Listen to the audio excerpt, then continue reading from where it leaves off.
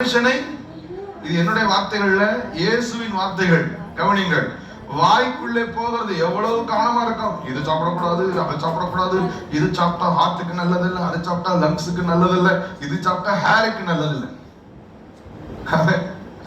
எல்லாத்தையும் இது சாப்பிடக்கூடாது, அது தீட்டுப்படுத்திடும், இது தீட்டுப்படுத்திடும், இதுதான் கரெக்டா, இதுலதான் ஒமேகா 3 ஃபேட்டி ஆசிட் இருக்கான், இதுல அது இருக்கா, இது இருக்கா.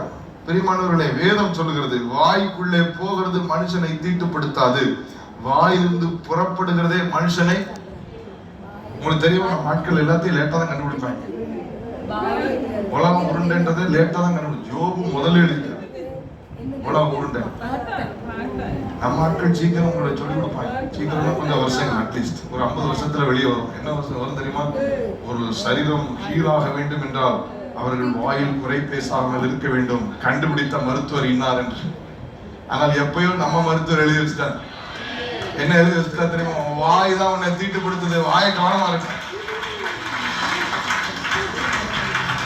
வாயில் என்ன கவனமா, வாய்க்குள்ளே போகிறது மனுஷனை. அப்ப வந்து சொல்லிடுவாங்க, எதனாலும் சாப்பிடலாம், எதனாலும் 50 வருஷமா நான் பத்தியத்தில் இருந்திருக்கேன். Sorry, wrong. இப்பதான் நாங்க புதுசா ஒரு கண்டுபிடிச்சிருக்கோம். அதெல்லாம் ஃபால்ஸ் ஃபேக்ட்ஸ். எதனாலும் சாப்பிடலாம், எதுவுமே ஒண்ணும் செய்யாது. அப்ப எதனால வியாதி வருது? வாயினாலதான், வார்த்தைனால.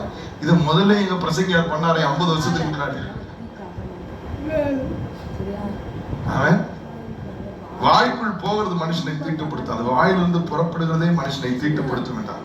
15ஆம் வசனம். அப்பொழுது பேதுரு அவரை நோக்கி, இந்த உவமை எங்களுக்கு வெளிப்படுத்த வேண்டும் என்றார். அதற்கு இயேசு, நீங்களும் இன்னும் உணர்வில்லாதிருக்கிறீர்கள்.